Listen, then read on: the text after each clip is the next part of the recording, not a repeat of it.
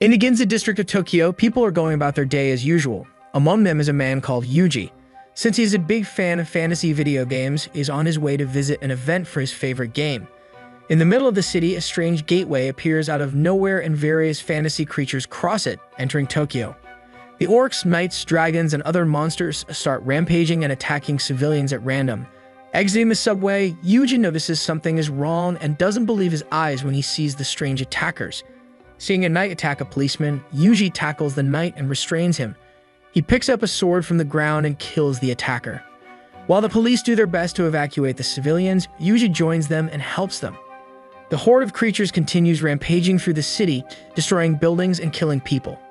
After a while, the civilians are evacuated to the Imperial Palace's grounds, with the police squad guarding the gate. Finally, helicopters and trucks start arriving to various places in Ginza, deploying Japan's armed forces.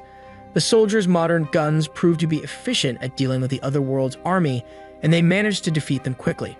Several days later, the Minister of Defense gives Yuji an award for helping to evacuate the civilians in the Ginza district, and he gets promoted to second lieutenant. It turns out Yuji is actually a soldier in the army. One day at army training, the soldier called Kurata approaches Yuji. Recognizing him as the famous hero of Ginza, the two of them become friends over a hobby they have in common: fantasy video games. Yuji has no ambition and only joined the army so he can support his nerdy hobby of playing video games. Since nobody knows anything about the invaders, the Prime Minister of Japan decides he will send an army unit into the special region, which is what they call the world beyond the gate that appeared. The army's mission is investigating the other world and capturing the leader of the attack on Ginza.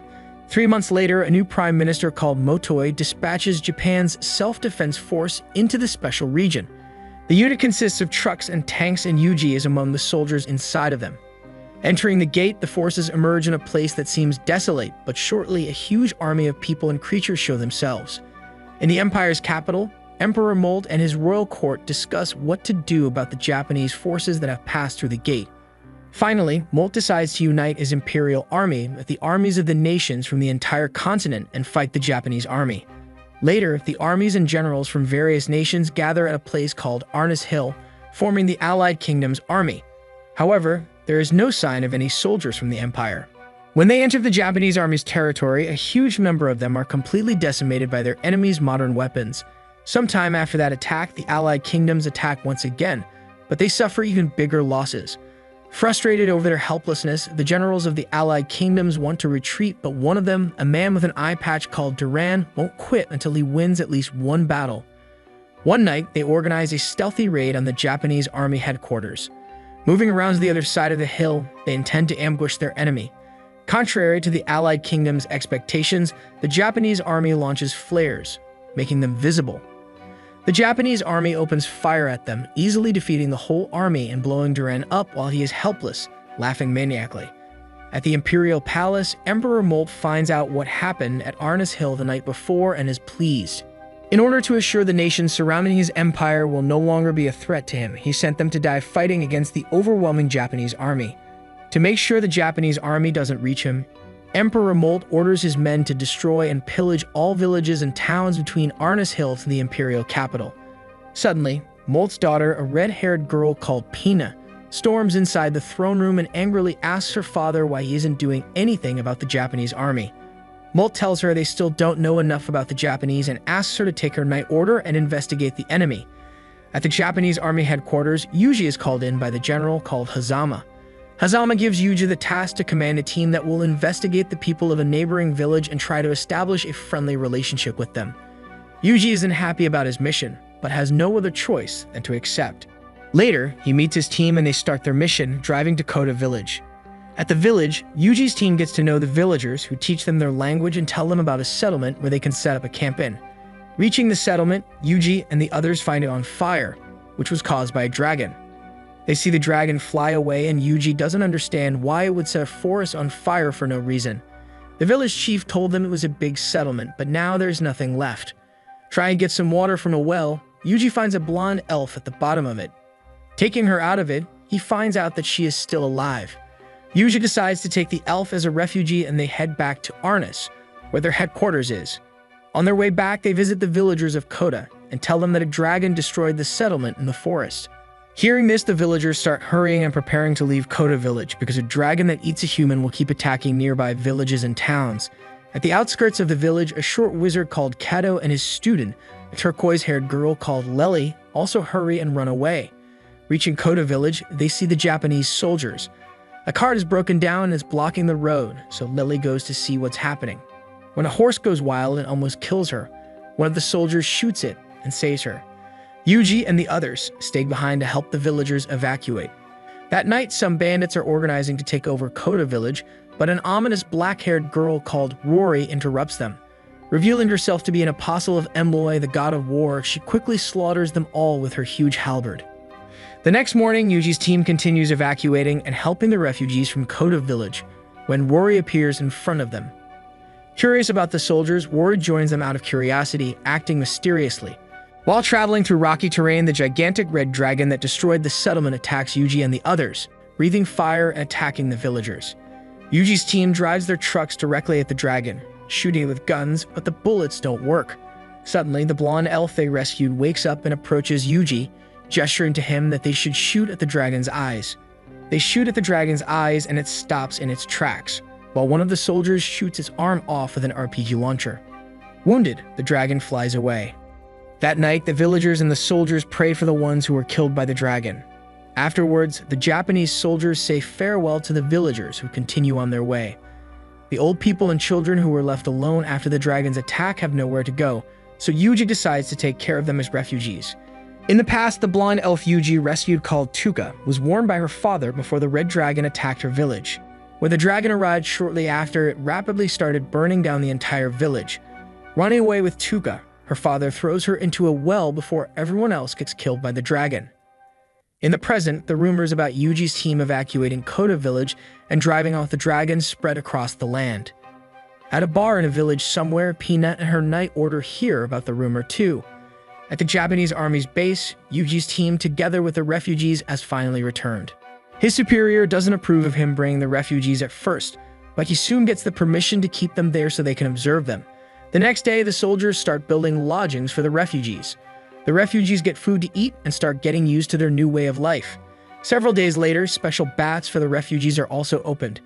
Lele is observing everything and learning the Japanese language quickly. Meanwhile, Pina meets Duran, who turns out to be still alive, but has lost an arm and a leg. He tells Pina that her father knowingly sent the allied kingdoms to their death. Telling her the Empire is their real enemy, he refuses to tell Pina any information about the Japanese army. Pina and her knights continue towards Arnus Hill, but decide to stop at a town called Italica. At the refugee camp, Tuka is concerned about what the refugees will do after they leave the camp and how they will earn money.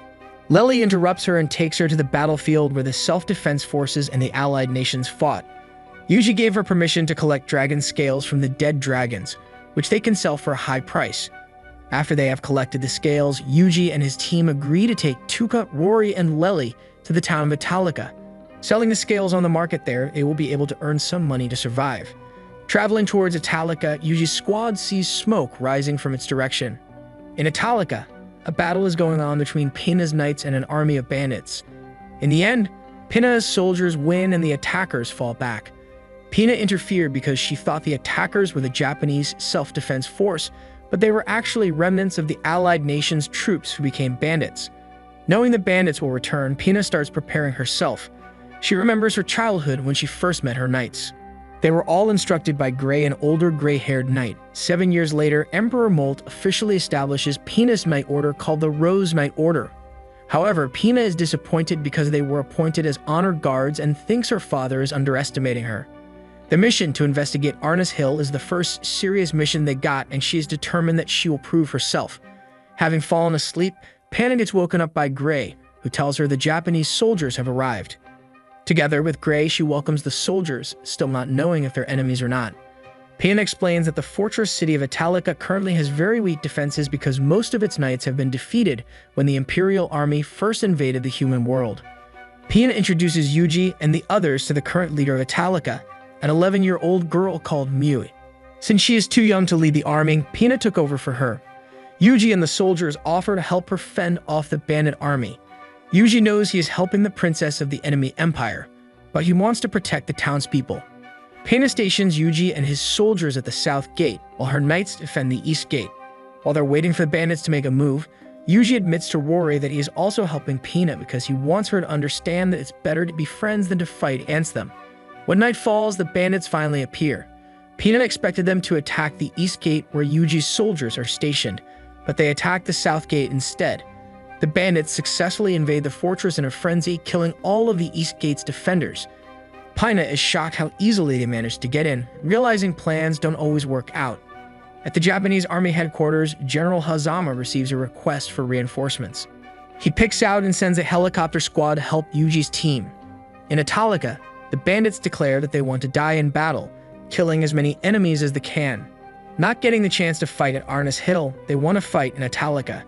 Since there are no defenders left, the civilians start fighting against the bandits, but they have no chance. At the south gate, Rory goes into a frenzy because the souls of fallen soldiers are being sent through her body by Eloy. She has an uncontrollable urge to fight and finally runs off towards the battlefield. Yuji's squad also sets off towards the east gate, firing off a flare to signal reinforcements were coming soon. Rory reaches the battlefield first, landing in the middle of the bandit army. Defeating the strongest warrior easily, she leaves the bandits stunned.